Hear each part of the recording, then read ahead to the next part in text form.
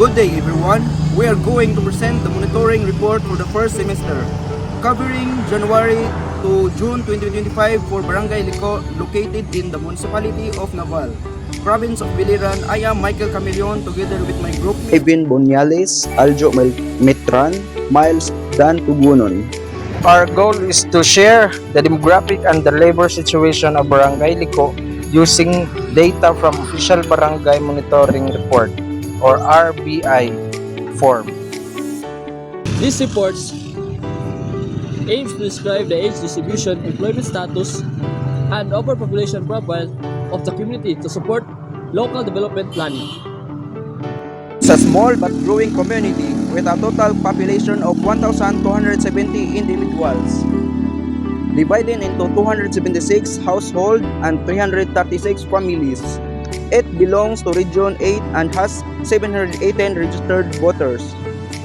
The data in this report help the researchers understand how the people of Barangay Lico were distributed by age, work status, and civil standing, which can guide the barangay in creating better programs and the services for the residents. Barangay Lico, located in the municipality of Naval, province of Biliran, has a total of population of 1,270 people. Among them are 56 males and 49 females under 5 years old, while the largest age group belongs to 5 to 9 years old with 155 individuals, followed by the 126 individuals belonging to ages 25 to 29 years old. Of the 1,270 inhabitants of the said community, 117 individuals were from 10 to 14 years old, 113 individuals from 15 to 19 years old, while from 35 to 39 years old has 110 listed individuals. As shown in the data provided, age bracket of 20 to 24, 30 to 34, 40 to 44, and 45 to 49 years old were less than 100 individuals, which consisted of 84, 86, 76, and 67 individuals respectively. Not much of a difference. A pattern of less than 50 inhabitants was elected in the given data from age bracket of 50 to 54 up to 65 to 69 years old. The total individuals under 70 to 74 years old were twice of the total individuals from 75 to 79 years old. Furthermore, only 9 individuals are in the community with the age of above 80 years old.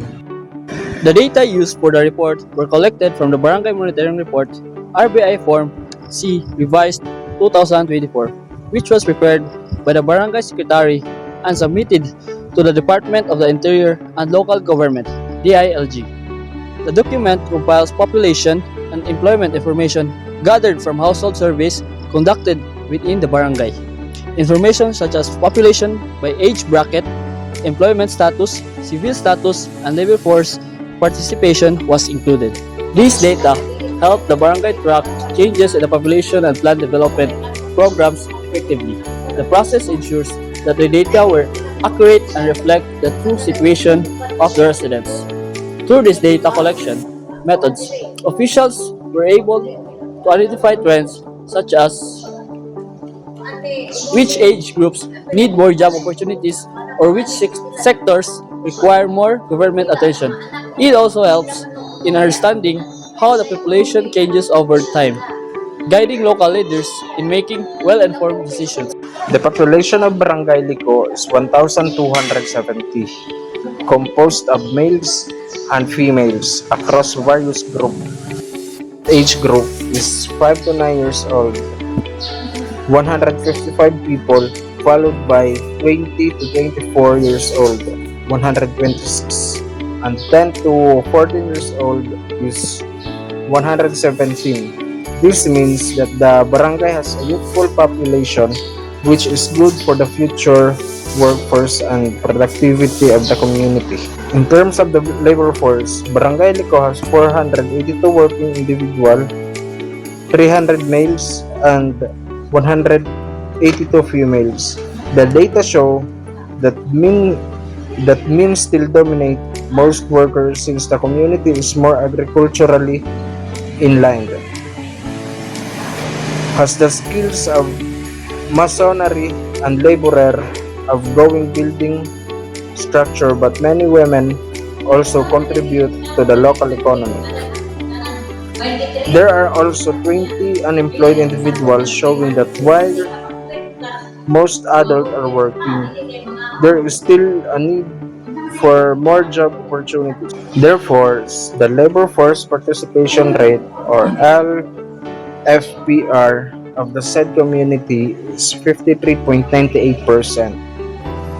Although there were working individuals, the elicited data of the total labor workforce in the relationship to the total number of individual under the legal age does not match.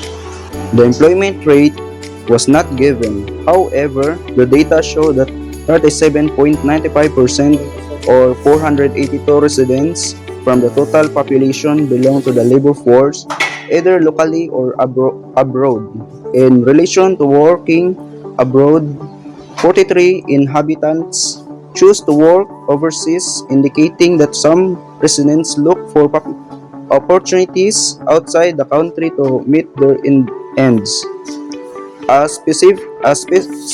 Specify 26 were males while 17 were females. Hence, most of number of the labor force work locally with a minimal number of unemployment. Individuals consisting of 20 residents, the unemployment rate was 4.15% of the current rate. 11 individuals were females and 9 were males. Meanwhile, 16 solo parents were part of the population.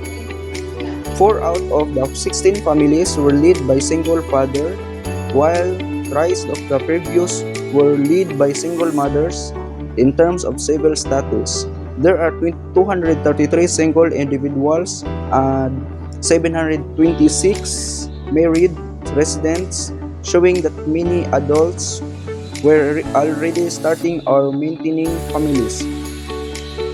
There were 336 married males and 390 were married females. This number are important for local planning, especially in creating family-oriented and child support program within Barangay Lico.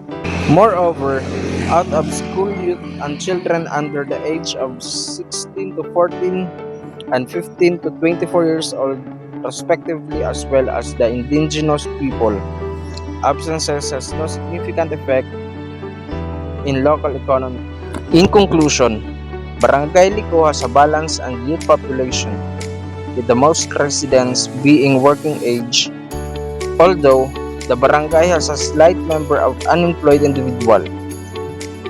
Nonetheless, it has a labor force of 37.95% with active community members.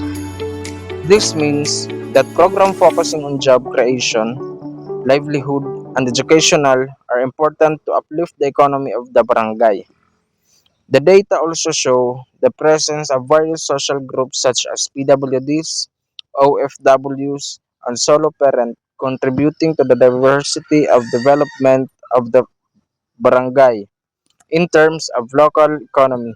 Overall, Barangay Lico is a growing community. With proper planning and the use of accurate data from this monitoring report, local leaders can design better programs that will enhance the quality of life for every resident and promote sustainable development in the coming years.